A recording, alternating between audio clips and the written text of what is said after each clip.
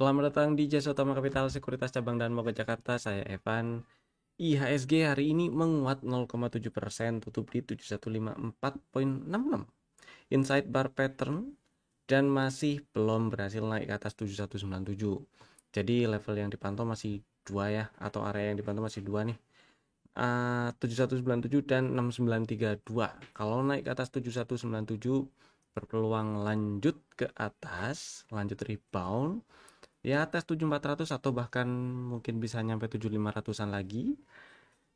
Dan kalau turun ke bawah 6932 arahnya ya udahlah ya 6700-an gitu. Tapi bukan berarti kalau udah naik ke atas 7197 ini jadi uptrend lagi sih, belum, karena strukturnya ini levelnya di 7531. Jadi begitu berhasil breakout 7531 baru strukturnya nggak downtrend dari, kalau kita lihat dari September sampai sekarang ya. Setidaknya sih ini bisa dibilang double bottom lah. Low di bulan Desember dan low di Januari dengan neckline di anggap aja 7197 gitu ya. Jadi kalau di breakout uh, memungkinkan untuk ngetes 7,5 lagi atau 7400 lagi. 7400 sampai 7,5 gitu ceritanya. Dan dengan ditutupnya IHSG hari ini menguat, inside bar pattern makin dekat ke area 7197, mudah-mudahan sih besok bisa breakout 7197 ya. Tapi kalau ternyata turun ke bawah 7072 ya arahnya ngetes area bawahnya lagi nih, 7000 bulat atau bahkan di bawahnya, atau bahkan breakdown 6932 gitu ya. Jadi tetap stay safe aja. Kemudian hari Senin besok Trump dilantik. Jadi kalau kita ingat-ingat lagi sebelum di periode sebelumnya, maksudnya Trump kan pernah jadi presiden juga ya tahun 2017 gitu kan. Dia dilantik 2017 jadi presiden maksudnya. Kalau kita ingat kebijakan sebelumnya yang populer, maksudnya yang gampang kita ingat, muncul pertama kali di kepala adalah uh, perang dagang sama si Cina, perang tarif lah ya, perang tarif. Di tapi selain itu ada juga kebijakan yang lainnya, misalnya Trump uh, motong pajak perusahaan dari yang tadinya 35% jadi 21%. Itu gede, berasa pastinya, dan itu berhasil apa, mendorong mendorong mendorong perekonomian di sana jadi bangkit. Nah, kemudian tarif produk yang diimpor ke US itu, maksudnya produk yang diimpor ke US dikenakan tarif impor. Dan yang paling terkenal soal tarif impornya itu ya tarif barang-barang yang datang dari Cina itu gede. Kemudian Cina juga ngebales, jadinya perang dagang, yang disebut perang dagang yang kemarin itu ya. Dan besok Trump dilantik itu ternyata dia masih melanjutkan atau melanjutkan beberapa kebijakan yang dulunya dia dia gagas. Yang pertama, eh, tentang pajak, itu Trump masih mengusulkan pajak, apa namanya, pemotongan pajak yang dari 35 jadi 21 itu diperpanjang gitu ya. Kemudian ngusulin lagi, eh, ngusulin dipotong lagi, dikecilin lagi dari 21 jadi 15. Harapannya bisa ngedongkrak ngedongkrak eh, ngedongkrak apa namanya, sektor real di sana, dan perekonomiannya juga harapannya bisa terangkat lagi ya, bisa bangkit lagi gitu. Dan kemudian tarif tarif impor lagi, perang tarif lagi nih, bisa-bisa jangan-jangan ya karena si Trump mengenakan tarif berapa persen, 25%. Bentar sih saya lihat ya, 25% eh, barang-barang, Trump mengenakan tarif 25% atas barang-barang yang diimpor dari Meksiko dan Kanada, yang mana negara-negara itu adalah negara mitra dagang yang gede ya, negara mitra dagang terbesar dengan si Amerika. Kemudian tarif dengan Cina ini sih kocak sih. Dengan Cina itu bilangnya sih dia sampai dengan 60%. 60% sih gede ya. Jadi barang-barang yang datang dari Cina rencananya pengennya si Trump dikenakan tarif bea masuk sampai dengan 60%. Itu gede dan itu juga uh, juga apa sih, mancing perang dagang lagi sama si Cina. Jadi akan, ya itu akan mancing perang dagang lagi dengan si Cina. Kemudian bukan jadi sih, maksud saya tadi yang ketiga itu si Trump ternyata nggak dukung green energy. Dia masih lebih milih ke energi konvensional. Jadi per EV-EV-an dia nggak terlalu dukung gitu ya. Dan dia masih lebih pilih oil dan gas, yang mana itu juga US juga produksi. Jadi dia mau gencar produksi si minyak dan gasnya untuk untuk supply atau untuk memenuhi kebutuhan, terutama untuk memenuhi kebutuhan, dia sih bilang terutama untuk memenuhi kebutuhan dalam negerinya dulu.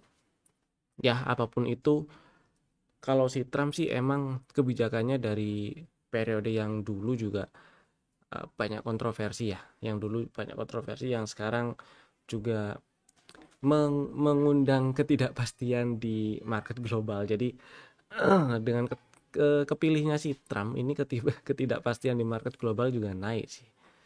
Gara-gara, kalau kalau opini saya ya gara-gara tarif ini tadi. Si tarif ini ngundang, si tarif impor ini juga ngundang, dan yang lainnya juga sih, kebijakan yang lain juga itu juga ngundang eh, ketidakpastian atau meningkatkan ketidakpastian di market global. Jadi karena ketidakpastiannya ini meningkat, makanya si investor sementara ini pindah ke instrumen investasi yang dirasa lebih aman, dan itu rasanya wajar.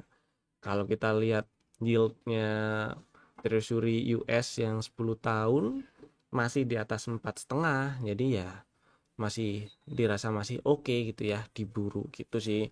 Jadi kalau eh dan bukan jadi sih, maksud saya adalah, dan kalau kalau kita lihat foreign flow di Indonesia itu sejak mana, saya tadi ada gambar, nah ini ada data juga.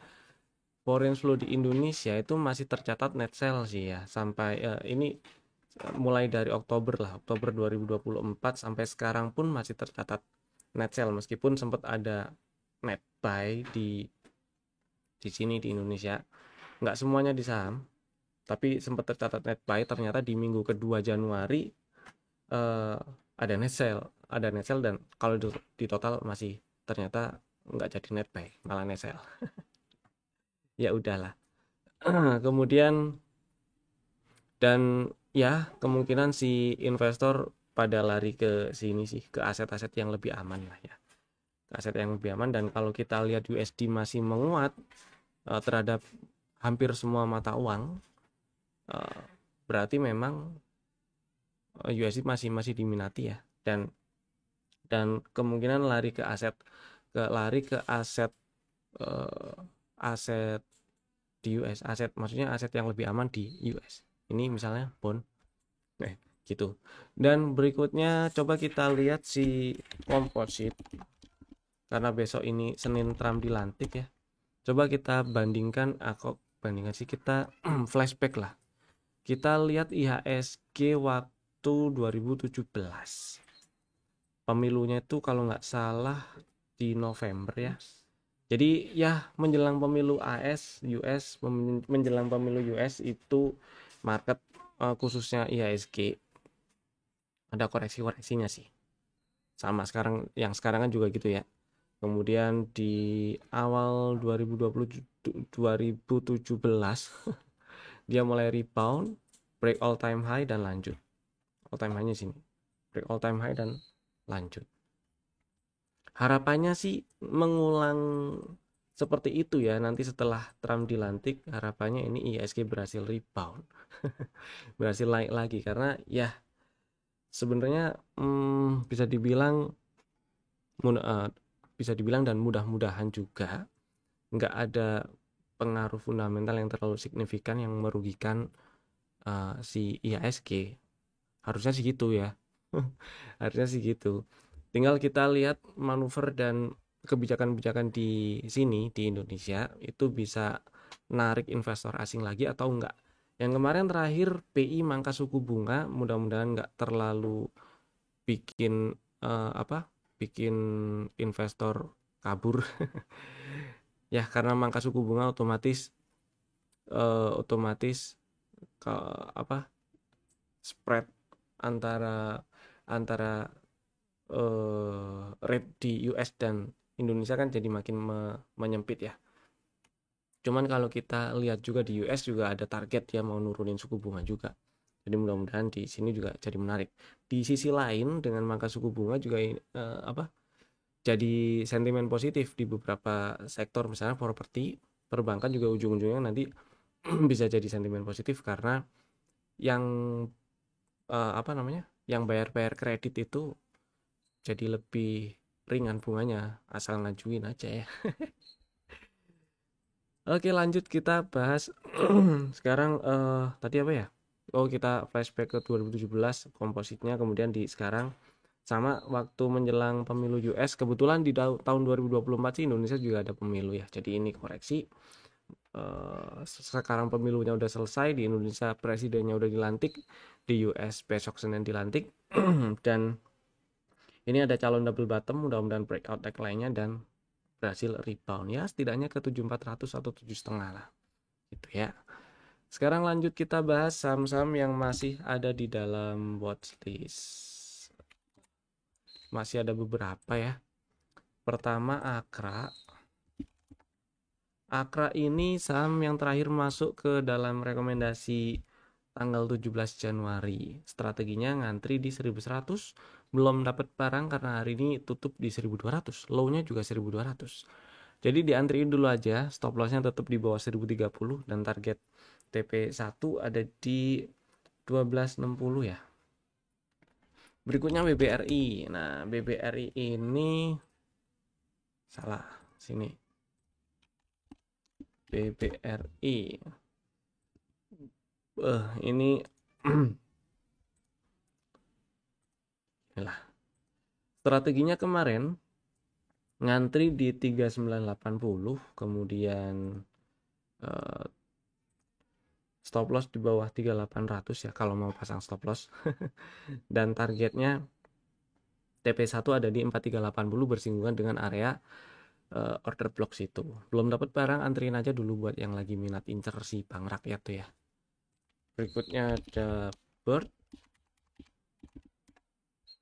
Si Bird ini strateginya ngantri di, karena ini ada dominant break, jadi strateginya ngantri di 1535. Belum dapat barang karena hari ini low-nya 1545. Jadi ya masih di atas 1535. Mudah-mudahan sih dalam waktu dekat bisa disamperin. Stop loss-nya di bawah 1480 benar. Target TP1 ada di 1660. Dan berikutnya ada Astra. Strategi terakhir muncul kemarin ya.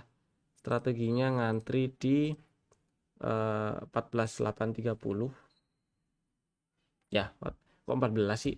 Ngantri di 4830, belum dapat barang karena low hari ini nyampe 4840. Lagi-lagi kurang satu tik turun ke bawah.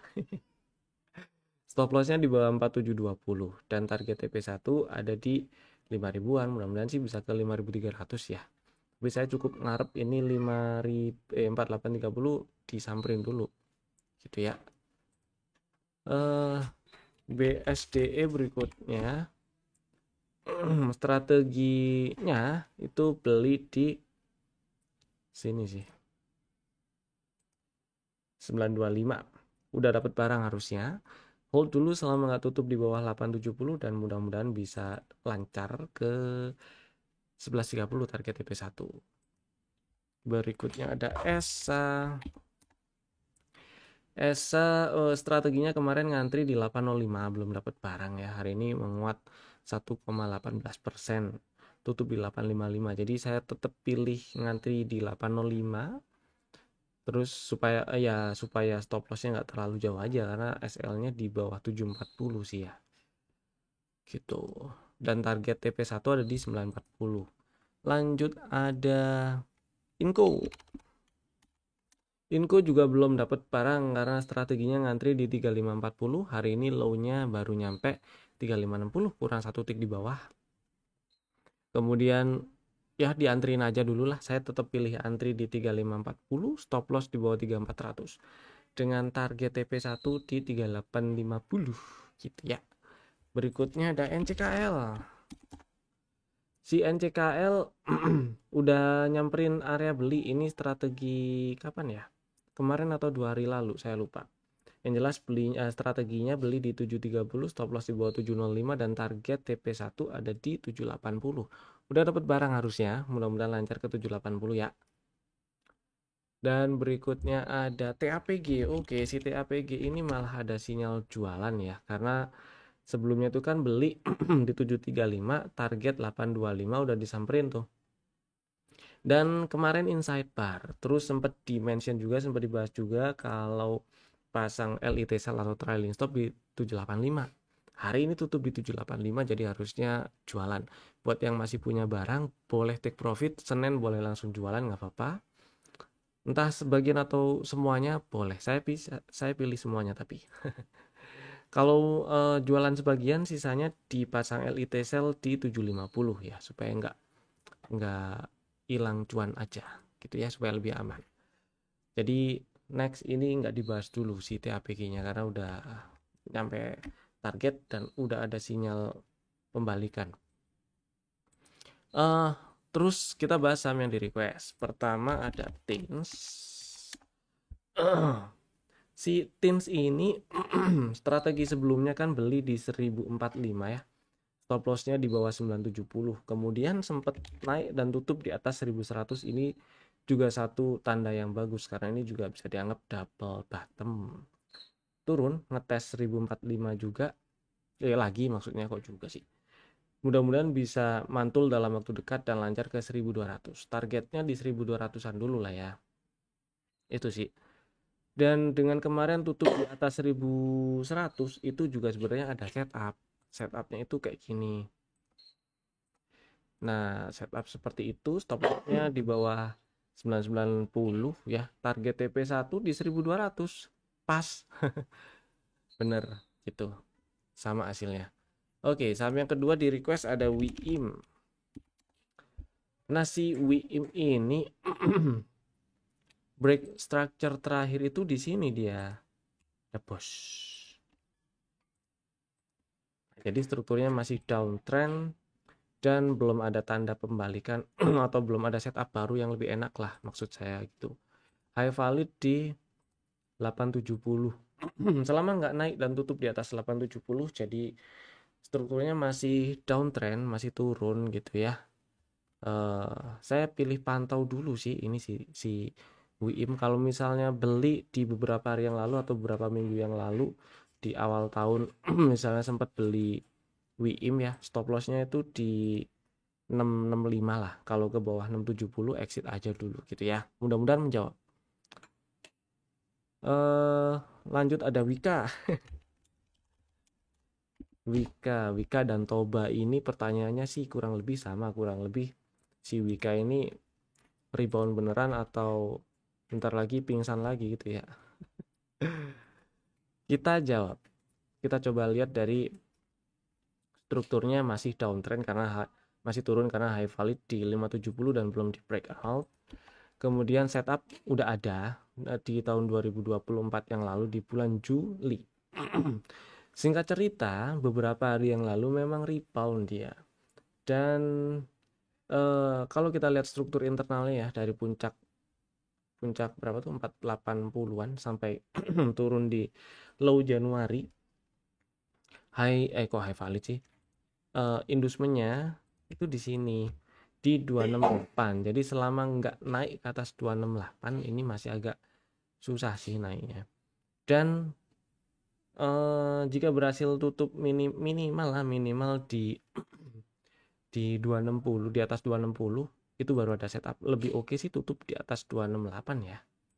tutup di 270 gitulah. Itu oke, ada setup baru yang bisa dimanfaatkan dan memperbesar peluang si Wika untuk lanjut naik. Lanjut naik menuju area ini kotak merah di 378. Jadi kalau untuk sekarang saya pilih wait and see. Pilih nunggu naik ke atas 268 atau incer area beli di bawahnya. Ini memang nggak menutup fakta kalau ini si Wika mantulnya itu setelah tes area order block. Meskipun setelah order block ada agak banyak drama ya insider gitu. Terus mantul. Nah, siapa tahu ngetes area order block lagi atau yang ngetes 200-an gitu ya, bikin low baru ngetes 200 gitu kan. Baru nanti ada kok enggak sih, industrinya tetap di 268 karena ini akhirnya sama. Atau ntar ada zigzag baru lagi, nggak tahu. Yang jelas saya pilih nunggu masuk area hijau-hijau lagi atau naik ke atas 268 sekalian gitu sih ya. Mudah-mudahan menjawab. Kalau Toba kurang lebih jawabannya sih mirip-mirip ya. Jawabannya kurang lebih mirip-mirip karena si Toba ini dia anggap aja ini di area demand, iya benar. Tapi dan di sini udah ada bullish divergence juga kalau dimunculin osilatornya ya. Ada nggak ya di sini? Bentar. Oh, BBRI panesan. Toba. Nah, dari sini ini aja deh, sama aja. Ini juga swingnya lebih tinggi, yang di sini harga swingnya lebih rendah ya, itu sinyal bullish divergence lah. Ada bullish divergence dengan neckline di 420, jadi harus breakout 420 supaya sinyal bullish divergence ini sah jadi sinyal bullish reversal. Jadi untuk sementara saya wait and see sih. Kalau misalnya punya barang dan masih di hold, batasnya 372. Jadi kalau turun apalagi tutup di bawah 372, tutup di 370 atau lebih bawah, exit aja dulu, nggak masalah sih ya gitu. Lanjut, ada BBTN yang di request. Ini dia BBTN masih turun, masih downtrend, strukturnya masih turun. Dan saya masih belum melihat ada tanda-tanda pembalikan sih ya, karena ya strukturnya masih turun. Belum ada setup. Pullback terakhir sebagai inducement ada di sini, itu 1200. Selama belum naik ke atas 1200 belum ada tanda retracement yang enak dimulai gitu sih kurang lebih. Jadi saya tetap wait and see. Kurang lebih kalau misalnya kita mau cari area bawahnya itu di mana, bentar, di sebelah kiri itu ada order block, masih di bawah, dia masih di bawah sini order blocknya. Nggak usah order block, order flow-nya aja masih di bawah. Jadi ya saya pilih tunggu dulu lah, sekalian nunggu bawah atau nunggu sekalian nunggu bawah atau nunggu ada setup baru gitu. Mudah-mudahan menjawab sih. Memang belum ada apa-apa ini sih BBTN. Kemarin naik juga juga hitungannya technical rebound aja kalau misalnya dianggap ini downtrend dari September sampai sekarang gitu ya. Oke, mudah-mudahan menjawab. Sekarang kita lanjut ke rekomendasi saham untuk besok hari Senin 20 Januari 2025. Mana nih? Mana nih? Oh, atas. Saham pertama ada BMTR. Oke, si BMTR ini hari ini menguat 3,2%. Tutup di 191. Ini menarik sih karena jadi ada setup aja. Jadi ada setup CB1.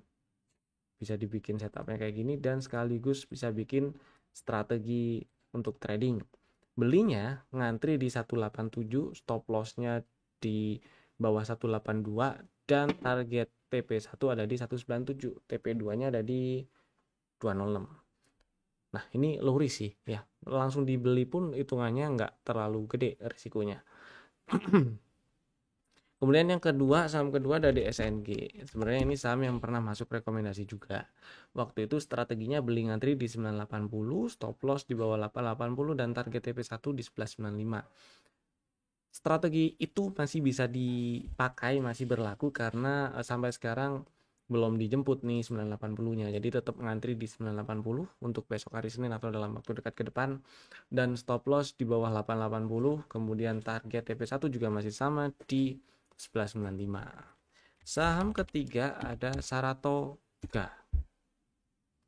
Si Saratoga dia itu mantul dari area order block. Oke, pertama itu. Yang kedua, strukturnya sih coba kita lihat masih uptrend sih ya. Ini dia turun ambil inducement. Inducementnya di sebentar. Inducementnya di sini. IDM. Nah, oke dia. Jadi retracement dimulai dan dia lanjut turun ngetes area order block, mantul. Nah, yang bisa dimanfaatkan adalah dari mantulnya ini bisa dibeli, tapi strateginya ngantri aja sih. Saya pilih ngantri, belinya di 1825 sih ya. Jadi ngantri di area order blocknya aja. 1825, stop loss di bawah 1750. Kalau closing di bawah 1750, targetnya nggak ambil terlalu banyak dulu. Targetnya ambil di sekitar 2080, 2100 dulu lah ya. Ada kemungkinan atau ada peluang lebih naiknya bisa lebih tinggi dari 2100 sih, tapi nyampe 2080 atau 2100 pun itu udah lumayan dan risk reward rasionya udah bagus. Dan itu tadi 3 saham pilihan kami. Bapak Ibu bisa langsung bikin ordernya sekarang juga menggunakan smart order dari Jasa Utama Kapital Sekuritas. Kemudian jangan lupa tekan tombol subscribe, nyalakan juga tombol loncengnya biar nggak ketinggalan update video dari kami. Dan jika Bapak Ibu merasa video ini bermanfaat, tekan tombol jempol ke atas, share ke teman-teman yang lainnya juga supaya makin menyebar manfaatnya. Saya Evan, terima kasih telah tonton video ini dari awal sampai selesai. Sampai jumpa di video kami berikutnya. Dadah.